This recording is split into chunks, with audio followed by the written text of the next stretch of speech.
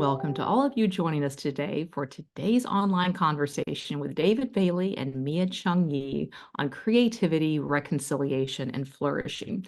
We're delighted that so many of you are with us today. I'd like to especially welcome our first-time registrants. If you are joining us for the very first time, we're so glad you're here. And also to give a shout out to our many international registrants as well, joining us from around a dozen or so countries. So thank you for tuning in across the miles and time zones. And if you haven't done so already, let us know in the chat box where you're joining us from. It's always fun to see just the range of locales that people are tuning in from. If you are one of those first-time guests or otherwise new to the work of the Trinity Forum, we seek to provide a space to engage the big questions of life in the context of faith, and to offer programs like this online conversation to do so, and ultimately to come to better know the author of the answers. And we hope today's online conversation will be a small taste of that for you today.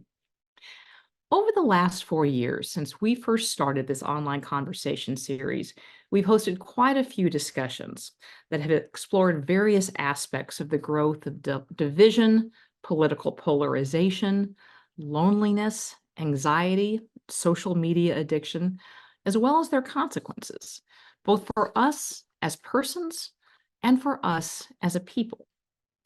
And in turn, we've heard from many of you about the struggle in trying to make a difference, or the discouragement that often attends trying to resist or push back against the cultural riptide that tends towards fracture and fragmentation. But as the first chapters of Genesis illustrate, we are created for community and for co-creation, and a life of flourishing necessarily involves both. So today, we're delighted to welcome two guests who have, in very different ways, worked towards building wonderfully imaginative and countercultural communities, and have argued in their respective spheres that creating beauty together offers new insights and possibilities, both for civic and personal flourishing, and for better knowing, loving, and living with our neighbors. So I'm delighted to welcome both David Bailey and Mia Chung-Yee. David is a public theologian, culture maker, and catalyst focused on building reconciling communities, as well as the founder of Erebon, a spiritual formation ministry that equips the church to creatively pursue racial healing in their communities. He's also the executive producer of the Urban Doxology Project, the author of Erebon, Learning Reconciliation Through Community and Worship Music, and the co-author of the study series, A People, a Place, and a Just Society. Joining David is Mia Chung-Yee. Mia is an internationally renowned pianist, concerto soloist, and chamber musician, whose music you just heard in the introduction to our online conversation. She's also the founder and executive director of the Octet Collaborative, a community of students, faculty, and staff at MIT dedicated to human flourishing, formed by the historic Christian faith. She previously served as a professor of music at Gordon College and on the faculty of the Curtis Institute of Music in Philadelphia, and writes and speaks on the transformative impact of music on cognition, learning, and health. David and Mia, welcome. Great to see you both. Thank you. So glad to be here. You bet. So you both have started very different countercultural Christian communities in different spaces and places. And so as we start out, I'd love to hear you both talk a little bit about those communities, about Erebon and Octet, and what led you to instigate and catalyze that kind of community. And David, maybe we can start with you. Yeah, so early on in my life, I started playing the piano really young. I was about 8, and I grew up in a Pentecostal church, and I became the church piano player around 11. You kind of hang around the piano until the Holy Spirit jumps on you and you start playing the piano. And so that kind of happened. And my parents encouraged entrepreneurship. And so when I was about 14, I really got good enough to play gigs around the city. And so that opened me up to a whole different world of my church was an urban inner city and like housing projects. I lived in the suburbs. But then when I started to play gigs around the city, it opened me up to country clubs and gated communities and a whole different socioeconomic space. And so over the years, as being a musician, by the time I go to college for music, and I'm playing gigs on the weekend at country clubs and inner city and jazz clubs and Presbyterian services and Pentecostal services and Episcopal services, and I basically kind of become a cultural anthropologist. And so, shortly after college, being a professional musician was part of uh, my vocational call at the time, and I would spend a lot of time reading about culture but realizing that as a music producer, music director, you basically become a cultural anthropologist. Had a love for the church and really was part of a church planting team, and we were crossing class as well as crossing socioeconomic education and racial and ethnic differences, and there just wasn't a lot of resources in that area, and we had to create the thing. So as a producer, I was like, if something doesn't exist, let's try to create something. And so I created something, and that's how started asking the question: what does formation look like for people with diverse education levels, learning styles, socioeconomic, and ethnic backgrounds? And so that became my sociological experiment, and did that work for about 10 years, very concentrated in a local church context and a pastoral type of role. That's great. And Mia, what about you? Thanks, Cherie, and thanks for this opportunity to be here in this conversation, and also to all the listeners who've joined us today. So there are sort of two ways in which I would respond to this. I love how David sort of set a great precedent for me by sharing his formation through music. For me, it was through the Western classical tradition. Since I was very young, maybe about 7 years old is when I started lessons, and for a pianist, for a concert pianist, so much is about the formation of technique through the doing, right? And playing music. It's always this sort of output focused activity. And once I got to college and continued studying music, the school that I was at was not necessarily performance oriented, but very much about studying the score and listening and understanding the language more deeply. I kind of had a minor undergraduate existential crisis, if you will, because a mentor of mine said, Mia, you can play anything, but the question is, do you really understand what you're playing? And it was really at that moment I realized that what I needed to cultivate was a deeper discipline and life of listening and receiving versus producing and getting ready to meet the next concert expectation or competition expectation. And so that continued through my studies. And where I've found this the most productive is actually in the context of chamber music. I had a professor, Jacob Latiner, who's no longer here, but was a wonderful teacher at Juilliard. And he used to say, Mia, all of music is chamber music. It's right hand, left hand. Like they're two musicians working together, in support of one another in flex, right? Give and take all the time. And that is very true. But where you really see this come to bear is when you play with other musicians and you're placed in this position of constantly listening to where they're going with the line, what they're going to do, and how can you support them so that they sound the best that they can sound, right? And then in turn, vice versa, right? But it's always a conversation where you are basically serving each other toward a more flourishing and beautiful end, which is the composite, right, of all the voices. So that's one strand that I want to share. The second strand, I think, in my formation came in 2017 in a very profound way. While teaching at the Curtis Institute of Music, my husband was recruited back to the Boston area. And so we decided to move to Boston, which meant then, of course, that I was commuting between Boston and Philadelphia. During that first year of the transition in 2017 to 18, I had a lot of time, when I wasn't in Philly, to just sit and pray. And I really felt God was calling me into this space of quietude. Like I needed sort of a mental, emotional cleansing, like to sort of download all the thoughts and the tasks and the to-dos and, things that I wanted to accomplish. I needed to sort of clear the deck, and the desk, the mental desk, the spiritual desk, and just listen. It wasn't easy for me because I'm an extrovert and I'm a doer. So, we have to contend with our basic wiring and natures. And so, but it was in that time that the idea of getting involved in the Christian Studies Center germinated and grew. I never, ever anticipated being involved in that work. And had I not had that season of just listening and praying and meditating, I'm not sure that I would have ended up doing this work with the Octet Collaborative. Oh, that's fascinating.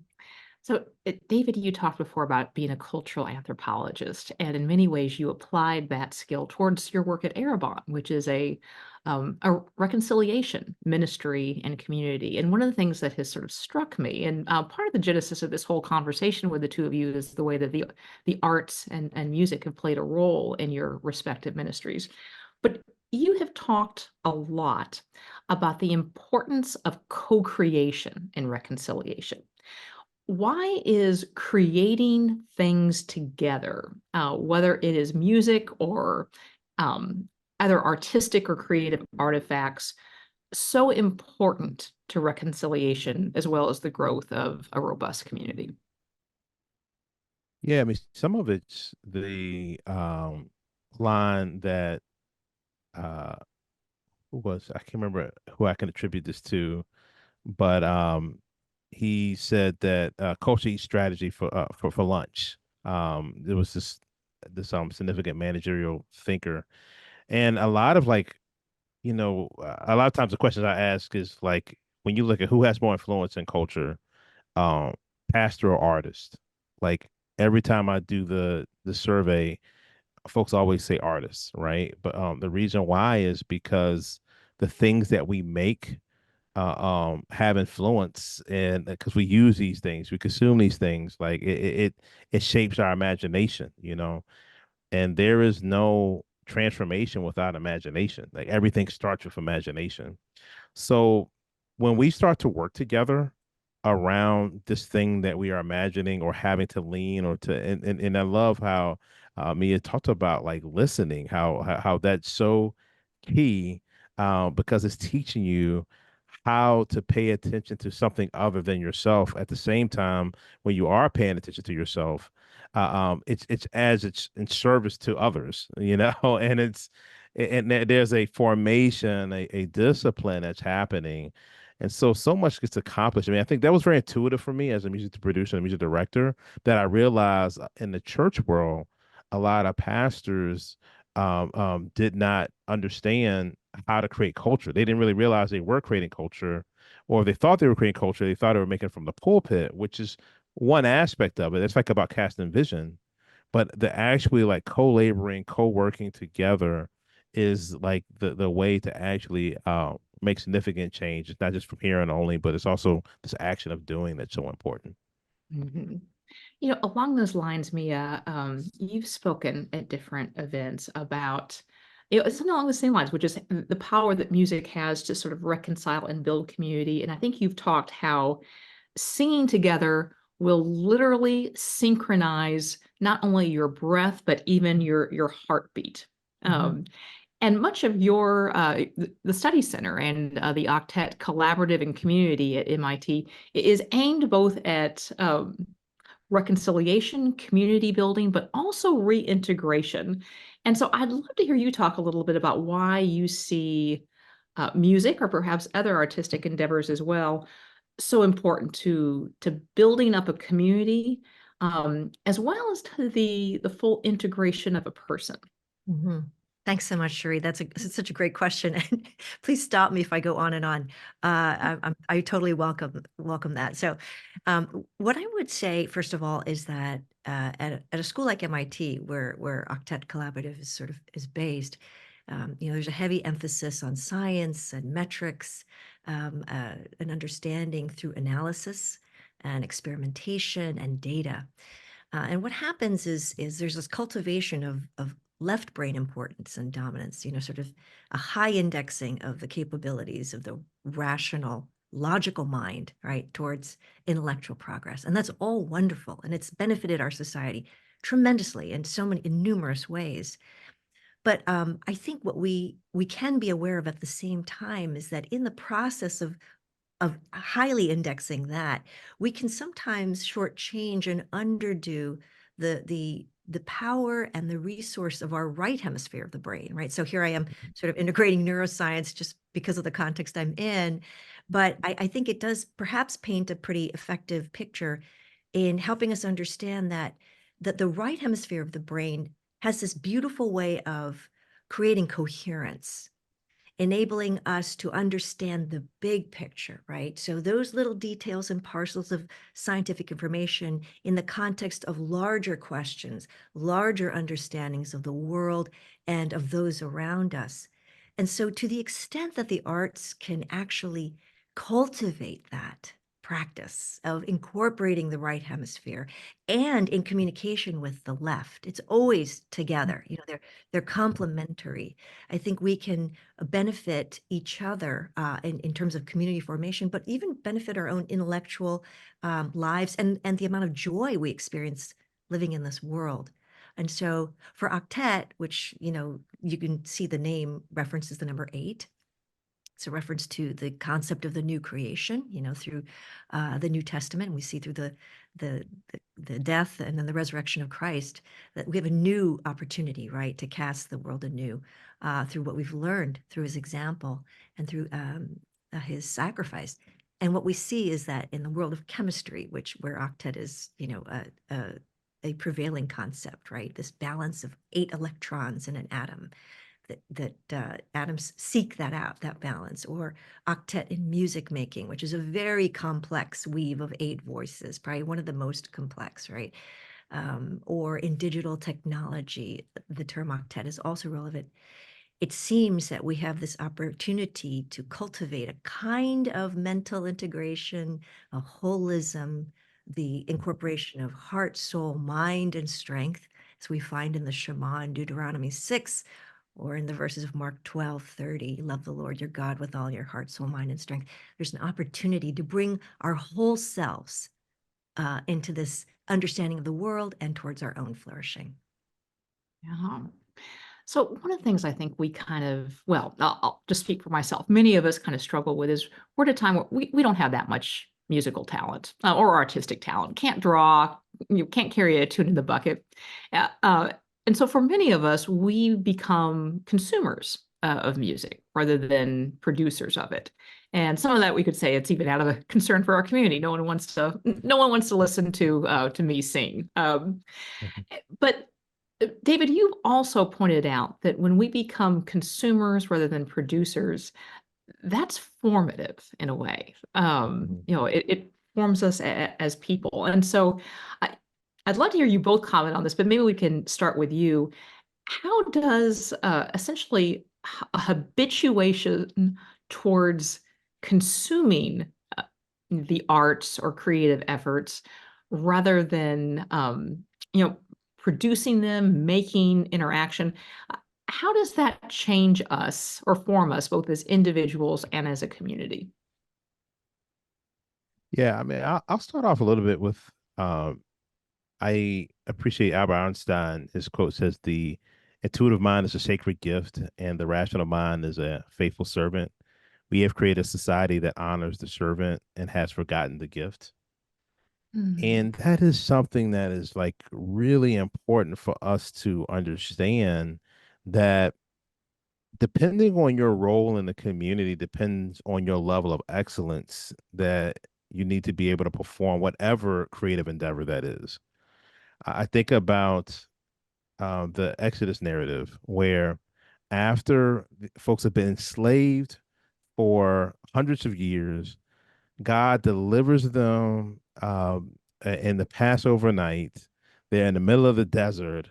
And then the next instruction is, it's like, let's build a place of worship, but also a beautiful place of worship.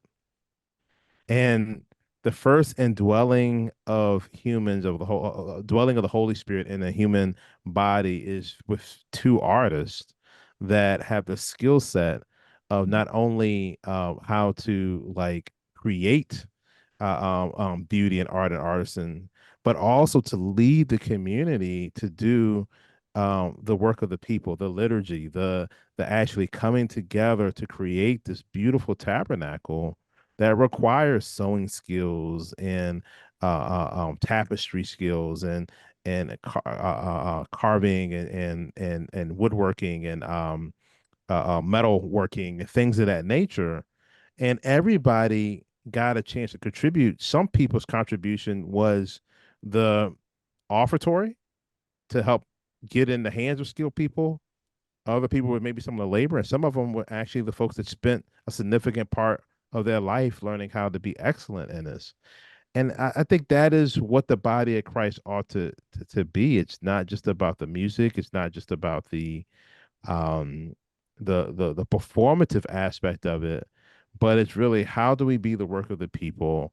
How do we co-create? How do we manage that invitation that God's inviting us all to work in, where there's something that we co-own together with co-steward together with God in this space. And so unfortunately, in a post-industrious industrialized and kind of like highly consumer oriented space, when we don't have that kind of mentality, instead of being contributors, we become consumers.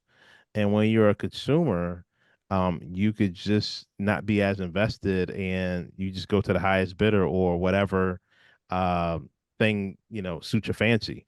And so it's just like a shift, that it's okay that you don't sing well, but like there's another way of contributing that is so important that you're a part of it, and we all are a Mm. part of this journey of ultimately hosting God, hosting the Holy Spirit. Mhm. Oh, Yeah, could I Mia, add to that, Sherry?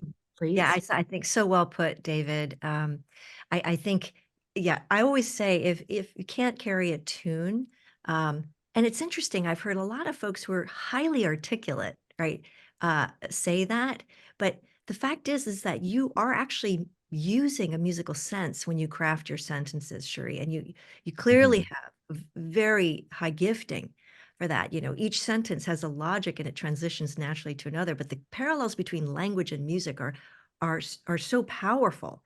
I mean, the music, the singing voice emerges because we speak. It's just a natural extension of speech, right? But now through pitch.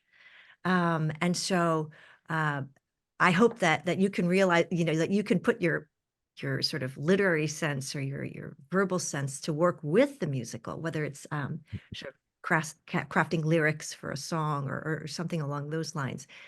But what I would add is that music making or artisanship, artistry, all of these things, which David rightly indicates, is employed at the very beginning, right? And in such clear detail, like very specific, right, about how many people would be involved in these different efforts, what kind of materials and skills were necessary to the building of the temple. Um, God cares, I think, about the attention, the posture of the heart and mind to the activity itself. And here's where consumerism comes in. I think right now we are about what can therapeutically help me? What can sort of get me out of this rut? Or how can I use this to benefit my current state or circumstance? And what it can shortchange us of is the ability to ask the larger questions of why it is that we long for these things. Why did God cast such detail when he was, crafting the temple? Like, what does it say about him, or what does it say about the way that we're made? And so there are larger existential, creative questions about our purpose and the meaning of our existence that I think we can sort of stymie or close off if we do just take the consumer angle to music. One of the things that sort of struck me just in doing a little bit of background research on your respective journeys and your organizations is that there's a shared emphasis not only on reconciliation, but also in some ways reintegration. Mhm. And Mia, I kind of wanted to start with you on that, in that some of the stated purposes of Octet are very explicitly combining those two. The reintegration of the scholar as a person and within community, but then you also aim at the reintegration of all of the different fields of learning, which It seems rather bold, too, coming from someone at the Massachusetts Institute of Technology. So I'm curious how you see the connection between the reconciliation of the individual into the community and the reintegration of the different fields of learning.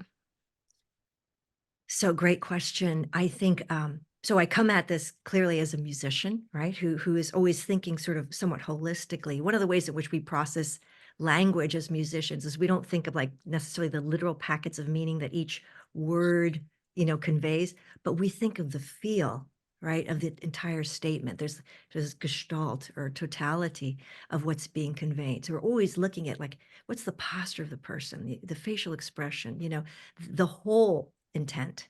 Um, and so since that is a natural posture for a musician, when I enter a place like MIT, where, we're all wired very differently, but perhaps there's some challenges where we can provide some aid, right, in the formation of community and in promoting curiosity and wonder around certain questions that are not necessarily being engaged.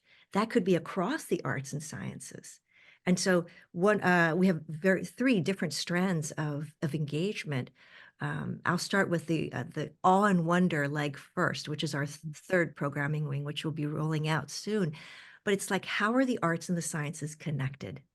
And how do we as people of faith encourage that sense of curiosity and mystery and awe and wonder in the context of the academy when many of us in the academy feel drawn to output, like constantly sort of producing something, right, to demonstrate our merits within a discipline.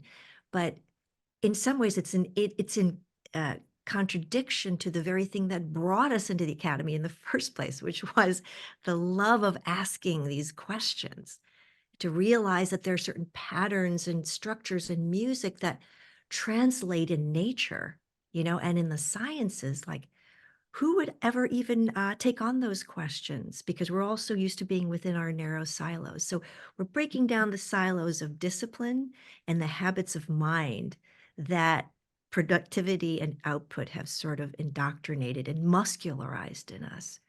So that's on wonder. Another area is science, tech, and ethics. How is it important? Why is it important to engage the larger questions around meaning and what is right, what is true, what is beautiful, and goodwill towards others, even as we invent and craft technology? Because so often we want to do what's good for the world. And we have a course called A Better Future, right? And the reason that course came about is because our lead instructor, Roz Picard, who's in our artificial intelligence, empathic artificial intelligence at the Media Lab, indicated that we often use that expression without necessarily unpacking what that better world really is and looks like.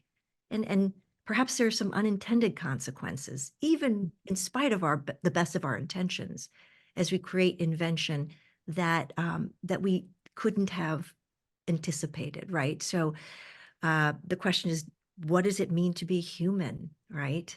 What does it mean to care for those around us?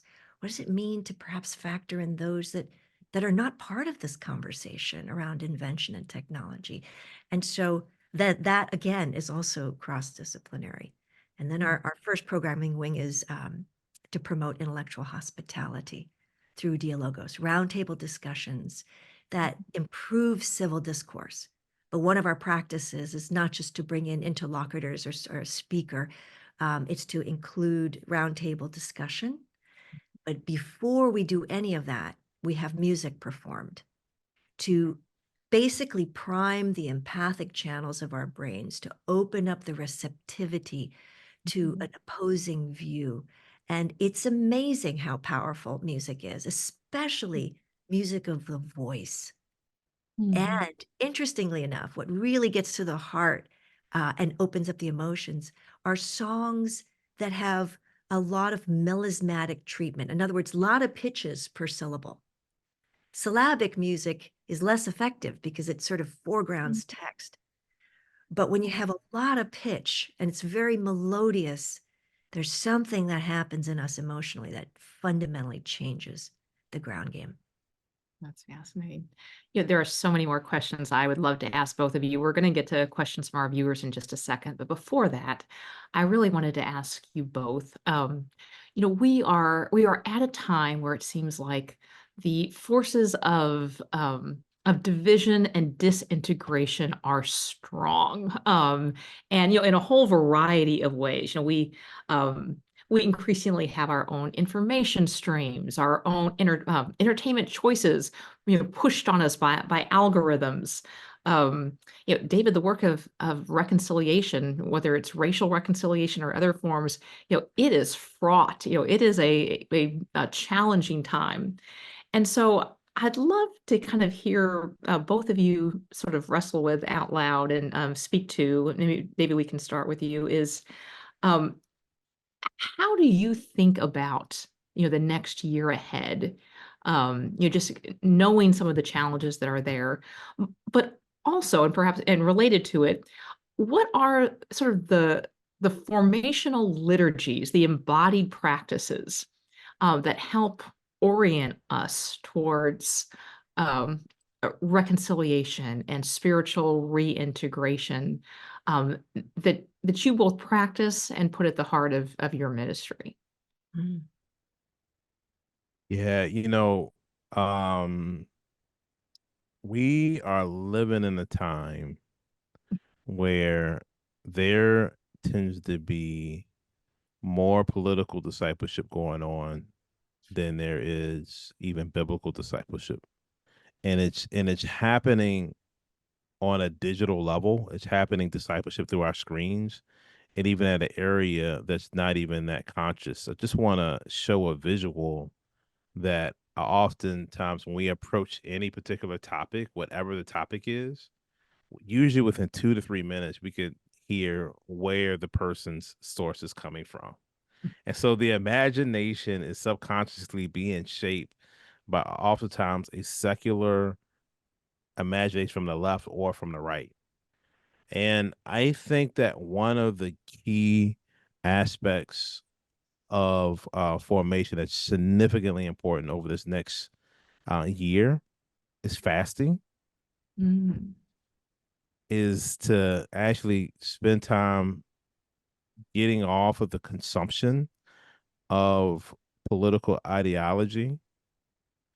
And even it's like, well, what if I'm not informed? What if I'm not informed? I mean, you know what voting day is. I mean, like, and literally, like but then if you actually fast, it actually like would then kind of help you to be in touch with some of these kind of like raw desires and kind of wrongly ordered things and helps to kind of expose our addictions.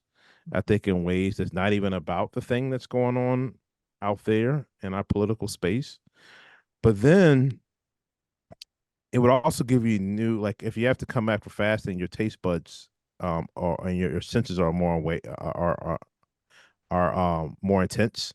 Mhm. And I think that I would also encourage you to listen with fresh ears, to listen and not just listen with a desire to win an argument or to be right, but to listen with a desire to like love your neighbor and to love God, to have like ears to hear in a very different way. Would highly recommend to to do that, and then to say like, hey Lord, like how do I engage in a way that moves people to more like love of God and love of neighbor in my response, then whatever it is that the billions of dollars that are being pumped to get us fearful and angry enough to get out to vote for the person that they want us to vote for. And I think that we can allow room for Holy Spirit to be at work in our midst so that we can show up differently this year as the people of God than the way we just are just following the same rank and file of whatever person, whatever side we roll politically, of people who don't follow Jesus. Mm. And so I think if we show up different as followers of Jesus, then I think that that is a way to engage in that. But if we just kind of like do whatever's on our screen, we're going to just be like the way everybody is, and we're going to kind of have a Pavlov's kind of dogs type of response, um, without the discipline of fasting and listening and silence and solitude. Yeah, I would agree with that. I think that what you're speaking to, David, is like our love of ideas and thoughts and information, so we kind of consume that as well. And our love of that is often primed in order so that we could go out and speak and spout that same information to somebody else, right? To share it and say, I'm informed, this is what I know, and I know this stuff, and I'm going to win the argument, right? So what it does is technology in particular, because it's often the channel through which we get information. And so I challenge sort of the means by which we are informed. Like, let's be informed by being with each other. Like, let's sit down with somebody who thinks very differently, right? And say, please unpack for me, what you think and the life experiences you've had that have led you to this place, cultivating a mindset of understanding in the embodied presence of another. I think that's really important, because post-COVID, so many of our typical habits of convening and communing and being with each other were destroyed, right? And now we've habituated the ability to connect online.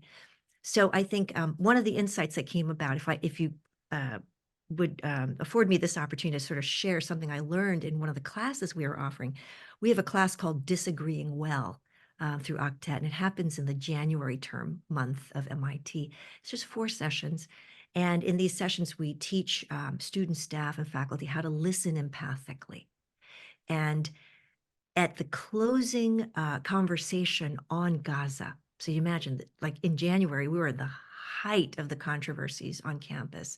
And this was post the congressional hearings in December with the 3 presidents from the universities.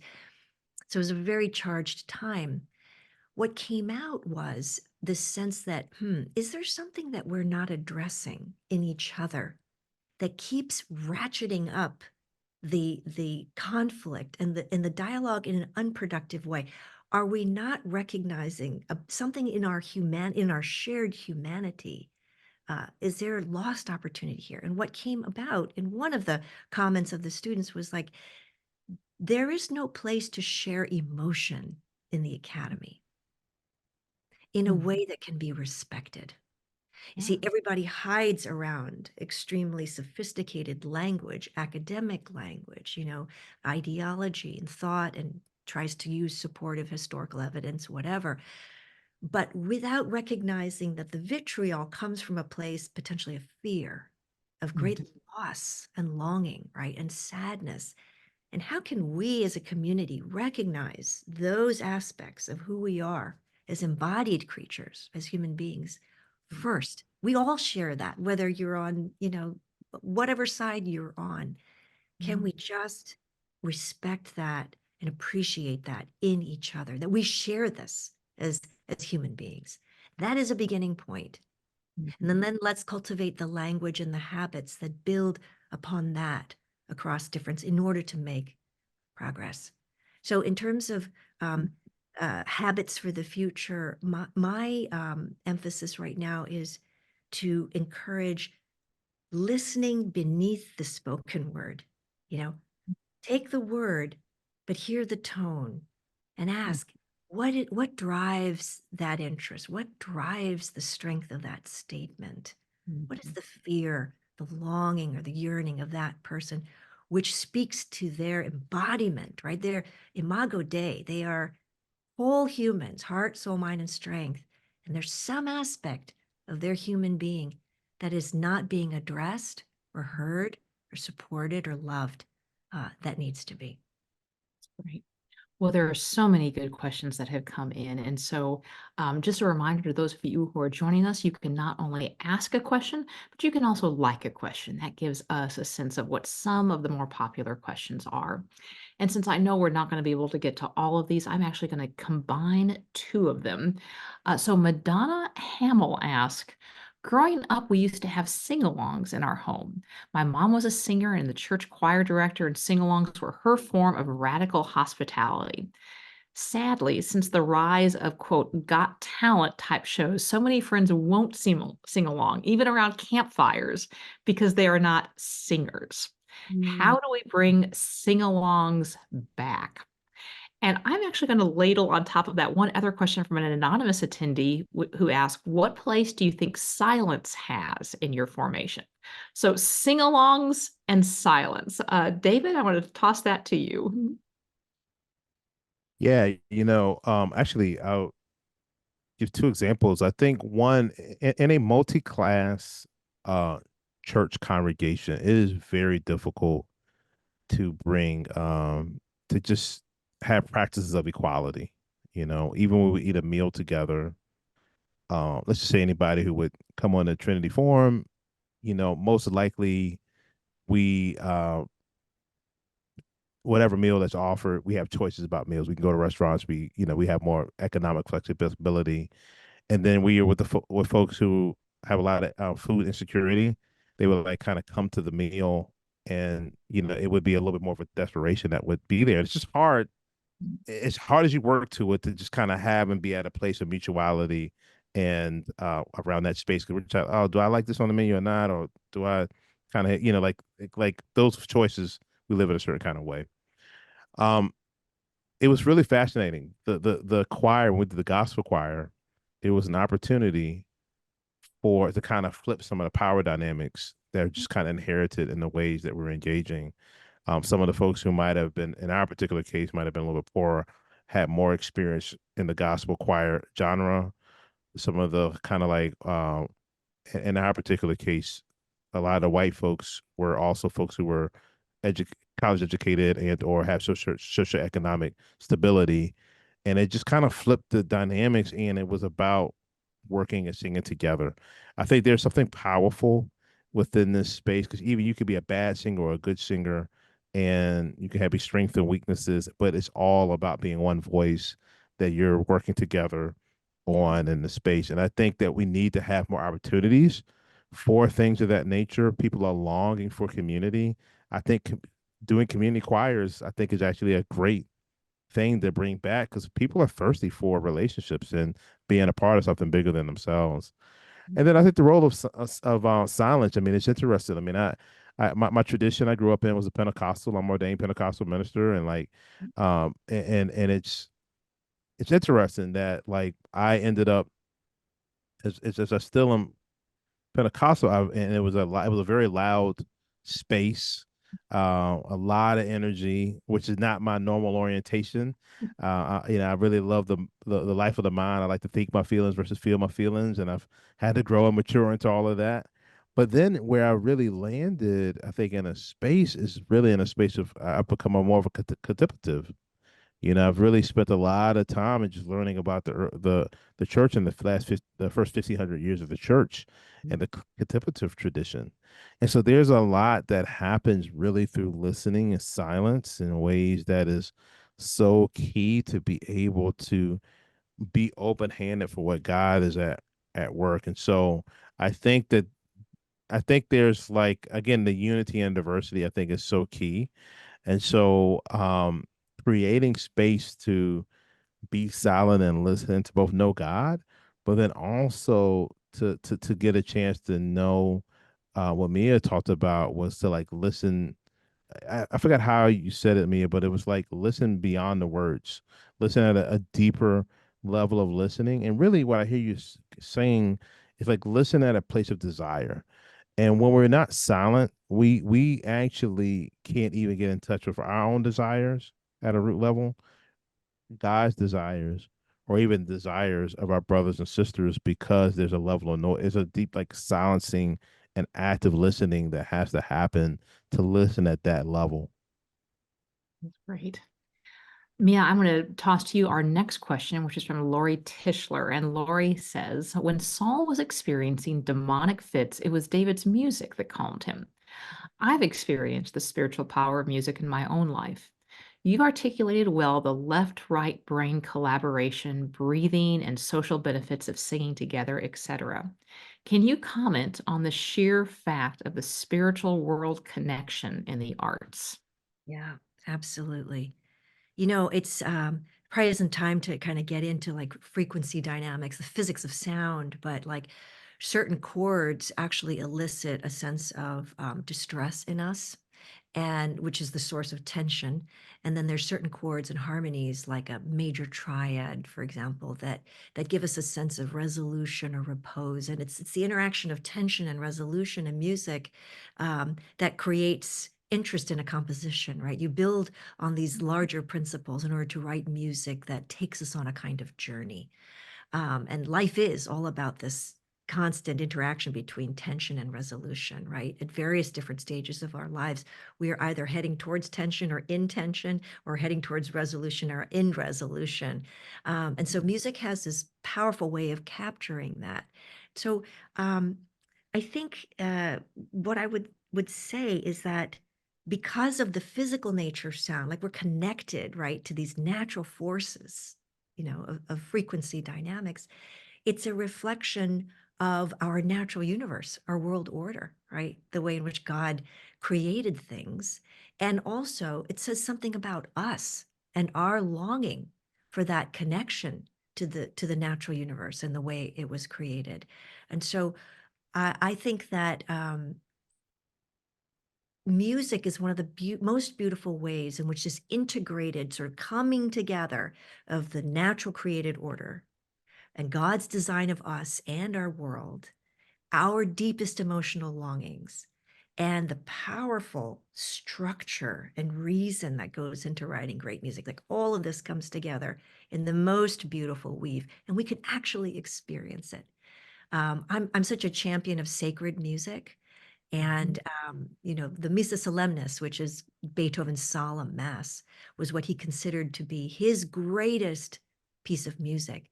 But the amazing thing is, like, he wrote that in a world of complete silence, between 1819, 1823, he was sort of studying and working on it on and off, completely silent.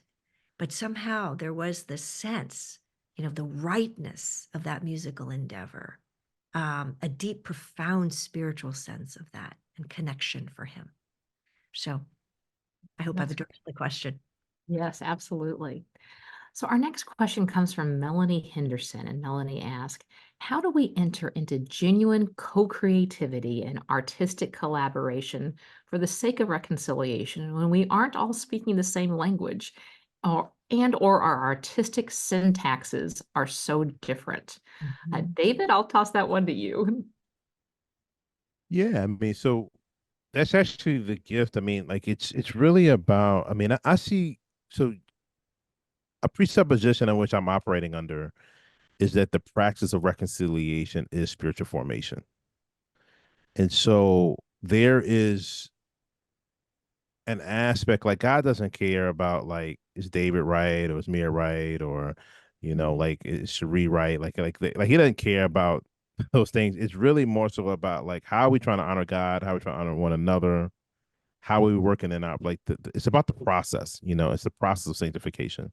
So when we think about, like, collaboration in a way, I'm not as much of a professional musician as I used to be. Like, I just don't do it on a daily basis.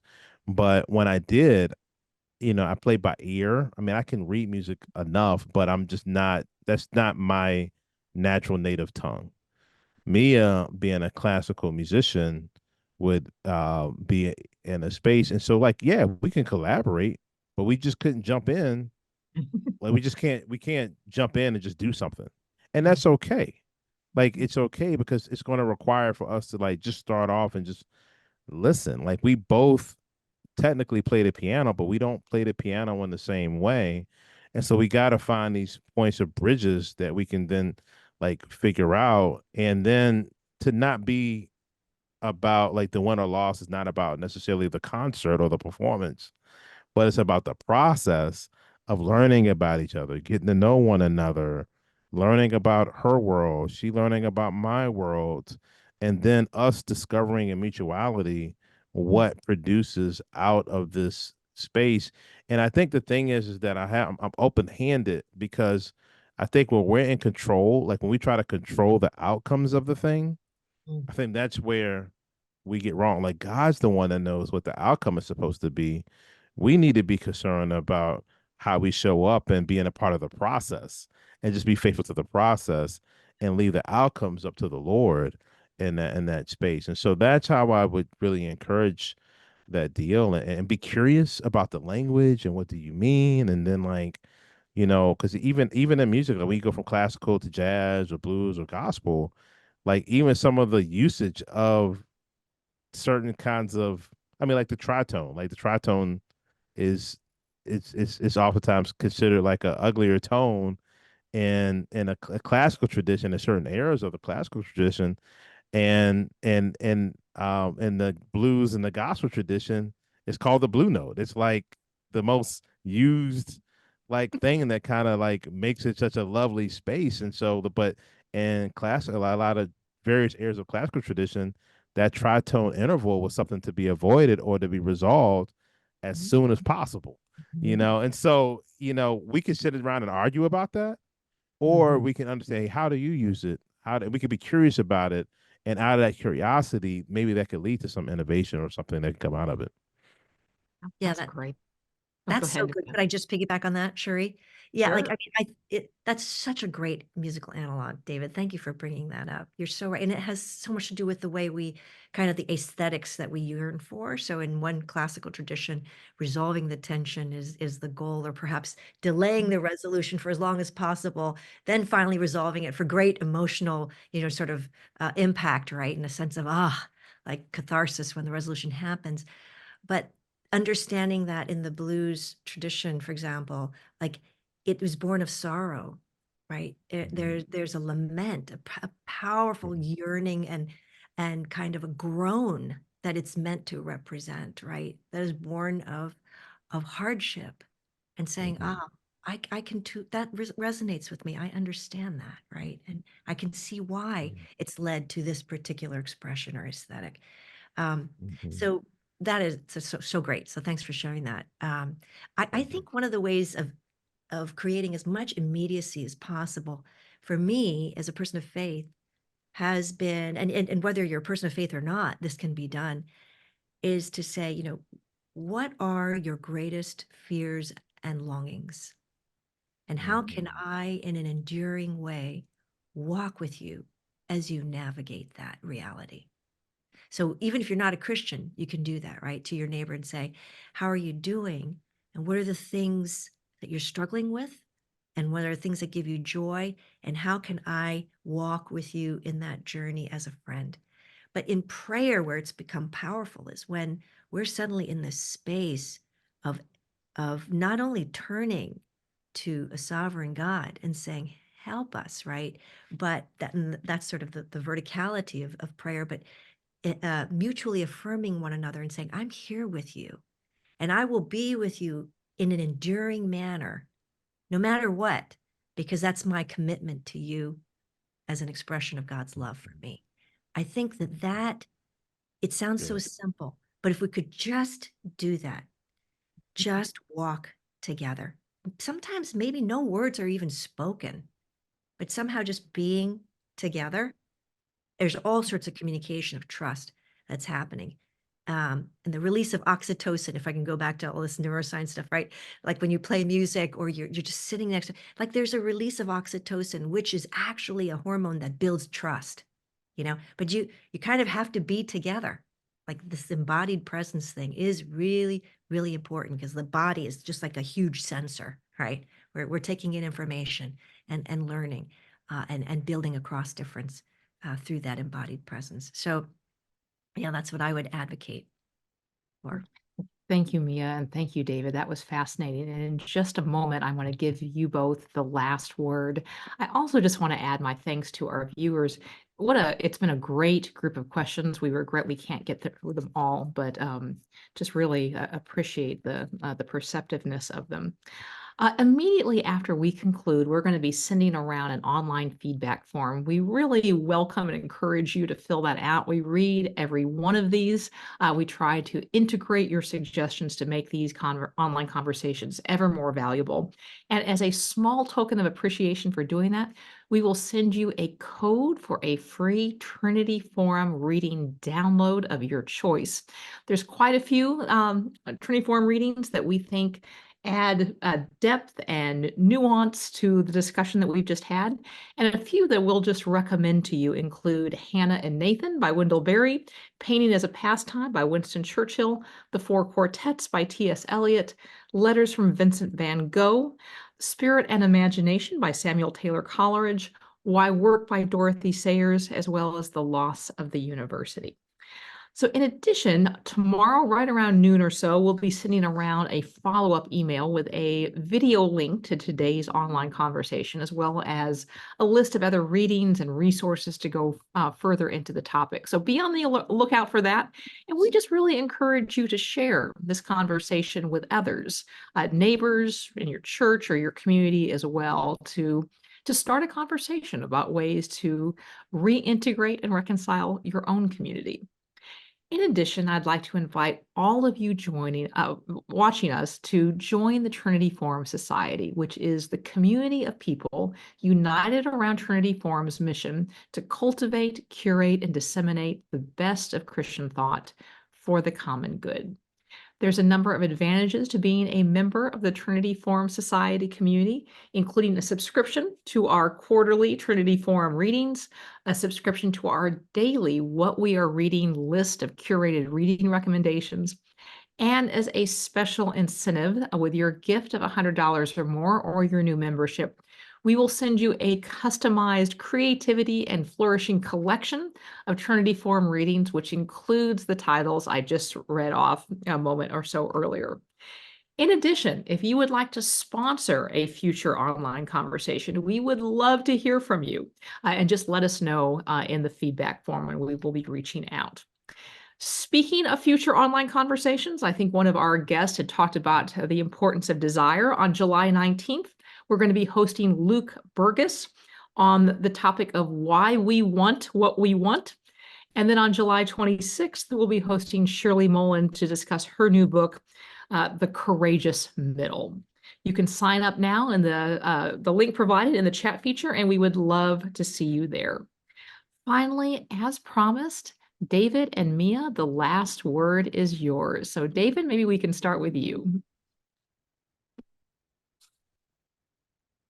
Just want to encourage folks that there is no transformation without the imagination. And so really cultivate your imagination for the kingdom of God. That's really Mia. great.